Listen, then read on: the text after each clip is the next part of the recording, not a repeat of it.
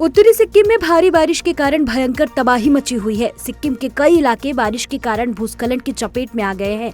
लाचुंग और चुंगथांग में 1678 पर्यटक फंसे थे। इन्हें रेस्क्यू ऑपरेशन चलाकर सुरक्षित बाहर निकाला गया। वहीं कल मंगन जिले के छातेन में एक सैन्य शिविर में भूस्खलन हुआ, जिसमें 3 जवानों की मौत हो गई और 6 अन्य लापता हैं। लेकिन लाचुंग में अभी भी 100 से ज्यादा लोग ऐसे हैं जो वहीं फंसे हुए हैं।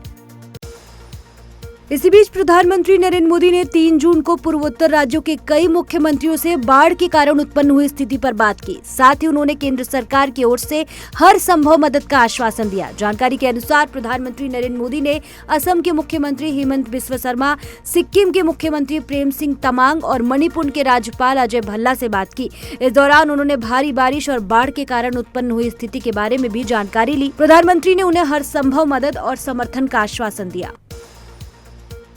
ऑपरेशन सिंदूर के बाद पाकिस्तान में सरकार और आतंकियों के बीच का फर्क अब खत्म होता नजर आ रहा है। पाकिस्तान की पंजाब विधानसभा के अध्यक्ष मलिक अहमद खान एक रैली में लश्कर-ए-तैयबा के डिप्टी चीफ सैफुल्लाह कसूरी और आतंकी संगठन के नेता हाफिज सईद के बेटे तलहा सईद के साथ मंच पर नजर आए।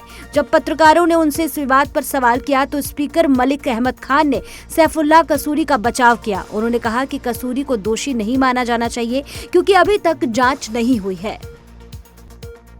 देश से जासूसों के पकड़े जाने की खबरें लगातार सामने आ रही है। पंजाब पुलिस ने अब एक और शख्स को गोपनीय जानकारी साझा करने के आरोप में गिरफ्तार किया। पुलिस के अनुसार गिरफ्तार आरोपी पाकिस्तान आईएसआई और खालिस्तान समर्थक गोपाल सिंह चावला के संपर्क में था और ऑपरेशन सिंदूर के दौरान सेना की गतिविधियों से संबंधित संवेदनशील जानकारी साझा कर रहा था। प्रारंभिक जांच से पता चला है कि गगनदीप सिंह पिछले 5 सालों से पाकिस्तान स्थित खालिस्तानी समर्थक गोपाल सिंह चावला के संपर्क में था, जिसके माध्यम से उसे पाकिस्तानी खुफिया संचालकों से मिलवाया गया था। यूपी के अयोध्या स्थित श्री राम जन्मभूमि मंदिर में द्वितीय प्राण प्रतिष्ठा का भव्य अनुष्ठान मंगलवार से शुरू हो रहा है।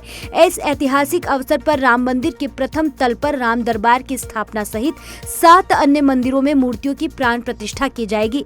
यह समारोह 5 जून को गंगा दशहरा के शुभ अवसर पर अपने चरम पर पहुंचेगा। अनुष्ठान से पूर्व सोमवार को कलश यात्रा निकाली गई, प्रायश्चित पूजन किया गया। यज्ञ मंडप के सामने करीब 2.5 घंटे तक यह पूजन हुआ।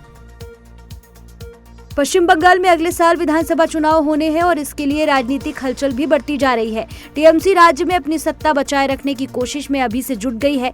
इसी बीच ममता बनर्जी कैबिनेट ने पश्चिम बंगाल पिछड़ा वर्ग आयोग की सिफारिशों को मंजूरी दे दी, जिसमें ओबीसी की लिस्ट में 76 नई जातियों को शामिल करने की बात कही गई है। इस संबंध में एक अधिकारी ने बताया कि उन्हें 76 नई जातियों को राज्य में अन्य पिछड़ा वर्ग में मौजूदा 64 जातीय समूह में जोड़ा जाएगा।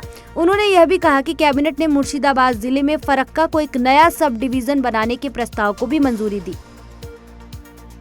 भारत की अर्थव्यवस्था 2047 तक $30 ट्रिलियन होने की संभावना है। G20 शेरपा अमिताभ कांत ने 2 जून को अंतर्राष्ट्रीय वायु परिवहन संघ के कार्यक्रम में यह बात कही। उन्होंने कहा कि भारत की अर्थव्यवस्था का आकार वर्तमान में $4 ट्रिलियन है। 2047 तक इसे $30 ट्रिलियन होने की उम्मीद है। कांत ने कहा कि हम हाल ही में दुनिया की 4थी सबसे बड़ी अर्थव्यवस्था बन गए हैं।